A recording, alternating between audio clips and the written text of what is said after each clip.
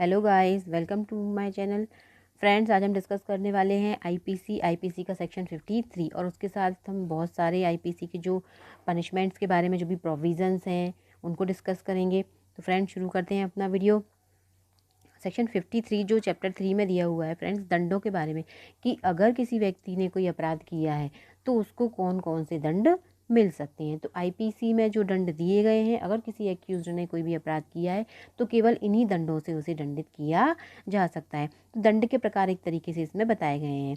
तो दंड के प्रकार कौन से सेक्शन में बताए गए? सेक्शन 6 में। यहाँ पर जो दंड के 6 प्रकार बताए गए हैं वो हम देखते हैं। अपराधी इस संहिता के उपबंधों के अधीन जिन दंडों से दंडनीय है वह है, पहला है मृत्युदंड, दूसरा आजीवन कारावास, तीसरा निश्चित है, चौथा है कारावास जो 2 भांति का होगा, अर्थात या तो कठिन या कठोर श्रम के साथ सादा, पांचवा संपत्ति का संपरण और छठवा जुर्माना। तो फ्रेंड्स, हम एक एक करके इनको डिस्कस करते हैं कि ये है क्या।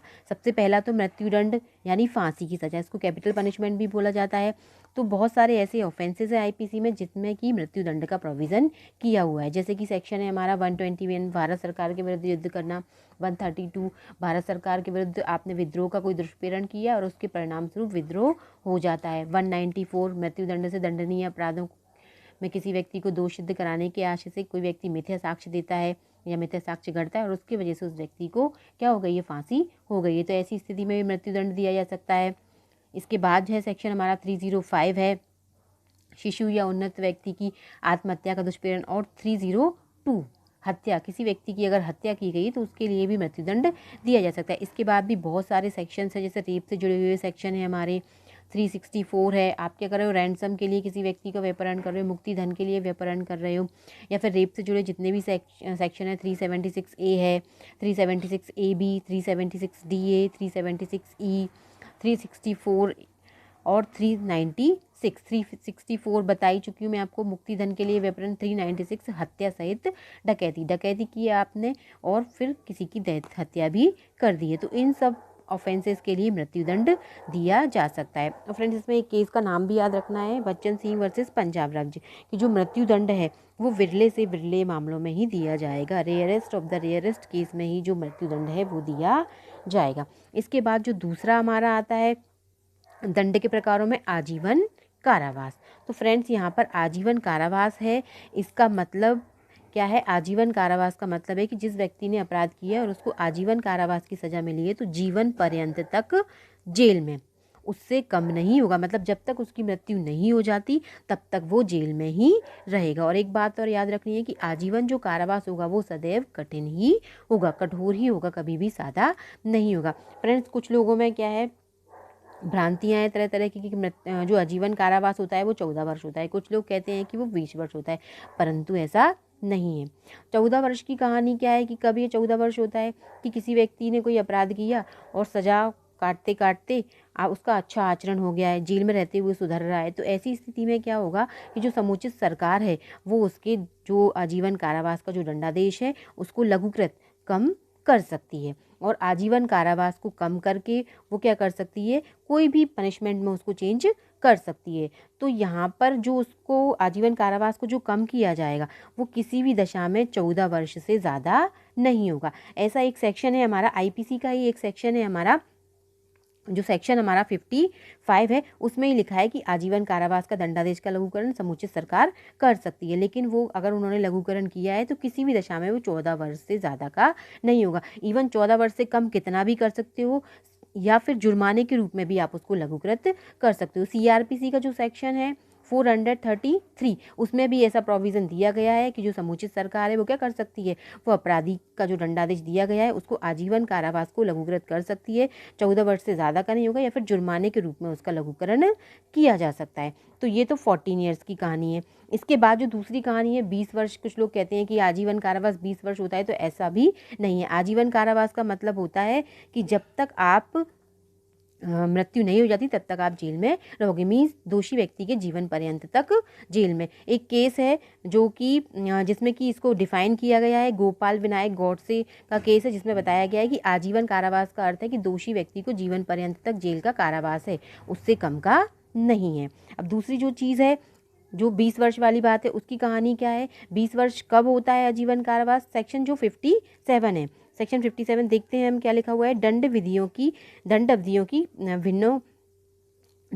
की भिन्नों की गणना करने में आजीवन कारावास को 20 वर्ष के कारावास के तुल्य गिना जाएगा। तो यहाँ पर आपको ये याद रखना है कि ये 20 वर्ष कब गिना जाएगा। तो पहली बात तो ये है कि कोई मामला है जिसमें आपको क्या दिया गया है, कारावास भी दिया गया है और साथ ही साथ फाइन भी दिया गया है। और जब कोर्ट में आपको सज़ा दी जाती है तो जो निर्णय दिया जाता है उसमें लिखा जाता है कि इतनी इतनी सज़ा और साथ ही साथ इतना इतना जुर्माना, और जुर्माना ना देने के एवज़ में इतना अतिरिक्त एडिशनल कारावास भी ये भुगतेगा। तो ऐसी स्थिति में अगर आपको किसी ऐसे मैटर में जिसमें आजीवन कारावास की सज़ा दी गई है और उसमें आपको सज़ा मिली है और उस मामले में जुर्माना भी था, अब आपने सज़ा तो पूरी कर ली है लेकिन जुर्माना नहीं चुका पाए हो, तो अब आजीवन कारावास का तो फिर कोई क्राइटेरिया ही नहीं, क्योंकि आजीवन कारावास का मतलब क्या है, जीवन पर्यंत तक जेल में। तो फिर ऐसी स्थिति में क्या होता है, आजीवन कारावास को काउंट करने की ज़रूरत पड़ जाती है। तो ऐसी स्थिति में अब कितना मानेंगे आजीवन कारावास, 20 वर्ष। तो यहाँ पर अब क्या होगा, फिर जुर्माना ना देने में व्यतिक्रम होने पर उसको 20 वर्ष गिना जाएगा, फिर उसके अकॉर्डिंग क्या है, उसके ऊपर जुर्माना लगाया जाएगा। तो यहाँ पर एक सेक्शन है फ्रेंड्स 65, इसमें ये बताया गया है कि जब कारावास और जुर्माना दोनों आदिष्ट किए जाते हैं तब जुर्माना ना देने पर कारावास की अवधि की, अगर अपराध आपने ऐसा किया है जिसमें जुर्माना और कारावास दोनों से दंडनीय है, तो वह अवधि जिसके लिए जुर्माना देने में व्यतिक्रम होने की दशा के लिए न्यायालय अपराधी को कारावासित करने का निर्देश दे, कारावास की अवधि की 1/4 से अधिक ना होगी जो उस अपराध के लिए अधिकतम नियत है। तो अब आजीवन कारावास को काउंट करेंगे तो अधिकतम कितना हो जाएगा, वो 20 वर्ष। तो 20 वर्ष का क्या निकाल लेंगे, 1/4 निकाल लेंगे। तो इसलिए इसको यहाँ पर काउंट करना ज़रूरी है। और दूसरी बात क्या है, और क्यों काउंट किया जाता है 20 वर्ष, कि कोई ऐसा अपराध है जिसका आपने अटेम्प्ट किया है और उस अपराध के लिए सज़ा कितनी है, आजीवन कारावास। क्योंकि ऐसी स्थिति में जैसे कि 311 है, ठग के लिए दंड, तो ठग के लिए जो दंड है उसके लिए पनिशमेंट है आजीवन कारावास। अब किसी व्यक्ति ने क्या किया है, ठगी करने का अटेम्प्ट किया है, तो ऐसी स्थिति में अब उसको कितना सज़ा मिले, क्योंकि 511 में तो लिखा है कि आपने जो भी अपराध किया है उसमें अगर आजीवन कारावास की सज़ा है तो उसका कितना मिलेगा, हाफ मिलेगा। अब आजीवन कारावास को तो काउंट करना पड़ेगा, तो ऐसी स्थिति में क्या हो जाएगा, वो 20 वर्ष। तो 20 वर्ष का क्या हो जाएगा, वो हाफ हो जाएगा। तो फिर कौन कौन से अपराधों के लिए आजीवन कारावास को गिनना पड़ता है, एक तो जुर्माना ना देने में व्यतिक्रम होने पर, और दूसरा किसी ऐसे अपराध का आपने अटेम्प्ट किया है, तो फिर 20 वर्ष उसको गिना जाएगा। इसके बाद जो हमारा थर्ड, ये हमारे 2 हो गए दंड के प्रकार। अब तीसरा है, तीसरे को फ्रेंड्स क्या कर दिया गया है, निरसित कर दिया गया है। यहाँ पर पहले जो टर्म लिखा हुआ था वो टर्म था आजीवन निर्वसन, जिसको 53A में थोड़ा सा डिफाइन किया गया है। तो आजीवन निर्वसन, इसको क्या कर दिया गया है, निरसित कर दिया गया है। आजीवन निर्वसन का मतलब होता है कि एक तरीके से आपको देश निकाला दे दिया, ट्रांसपोर्टेशन, कुछ लोग इसको काला पानी की सज़ा भी कहते हैं। तो ये लॉ क्या है, हमारा अंग्रेज़ों ने बनाया था, तो उस समय इन्होंने ये प्रोविज़न इसमें डाल दिया था। तो फिर जैसे ही हमारा देश आज़ाद हुआ फिर इस सज़ा को हमने हटा दिया। तो ये तीसरा आपको याद रखना है कि ये क्या कर दिया गया है, निरसित कर दिया गया है। क्योंकि फ्रेंड्स जैसे अगर आपसे क्वेश्चन पूछा जाता है कि आईपीसी में दंड के प्रकार कितने बताए गए हैं, तो हमारा आंसर होगा 6, क्योंकि 1 2 3 4 5 6 उसमें दिए गए हैं। लेकिन अगर दंड कितने प्रकार के हैं, जैसे लिखा है मृत्यु, आजीवन कारावास, कठिन कारावास, या संपत्ति का संपरण या जुर्माना, और साथ में ये भी लिखा हुआ है आजीवन निर्वसन, तो ये हमारा आंसर नहीं होगा क्योंकि इसको अब निरसित कर दिया गया है। इसके बाद चौथा हमारा दंड का प्रकार है कारावास, जो 2 भांति का हो सकेगा, अर्थात कठिन अर्थात कठोर श्रम के साथ, या फिर सादा। तो कारावास का अगर पनिशमेंट दिया है तो कारावास कठिन भी हो सकता है और सादा भी हो सकता है। कठिन अर्थात कठोर श्रम के साथ, इसका क्या तात्पर्य है कि जेल में रहते हुए एक्यूज से क्या करवाया जाएगा, श्रम करवाया जाएगा। जैसे कौन कौन से काम करवाए जाएंगे, अनाज पीसने का काम, ज़मीन की खुदाई, पानी निकालने का काम, पत्थर फोड़ने, लकड़ी चीरने जैसे काम उससे करवाए जा सकते हैं। और फ्रेंड्स जिन अपराधों में लिखा हुआ है स्पेशली कि कठिन कारावास, तो फिर कोर्ट क्या है, बाउंड है उस मैटर में, कोर्ट को कठिन कारावास का पनिशमेंट ही देना पड़ेगा। इसके लिए आप देख सकते हैं सेक्शन 392 लूट के लिए पनिशमेंट, सेक्शन 393 लूट के लिए प्रयत्न, तो इनमें क्या है, कठिन कारावास का प्रोविज़न दिया गया है। और दूसरा सादा, तो जिन मैटर में लिखा हुआ है सादा कारावास, तो उनमें सिर्फ सादा ही दिया जाएगा, कठिन नहीं दिया जाएगा।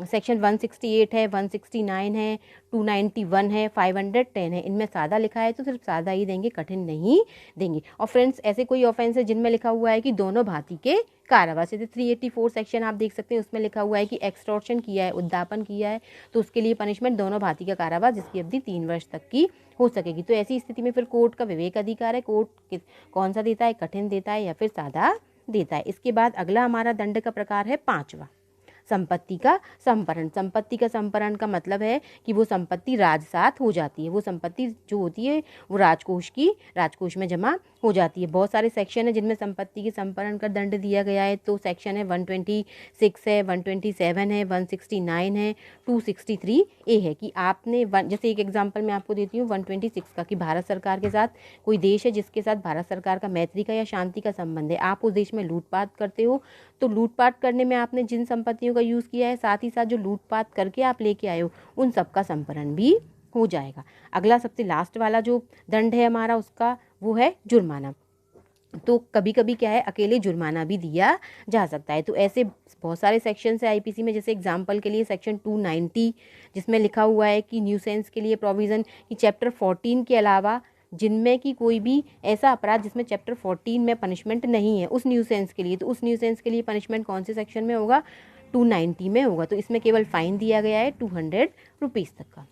तो फ्रेंड्स आपको अगर मेरा वीडियो अच्छा लगे तो उसको लाइक करें, शेयर करें और मेरे चैनल को अगर आपने सब्सक्राइब नहीं किया है तो सब्सक्राइब भी करें।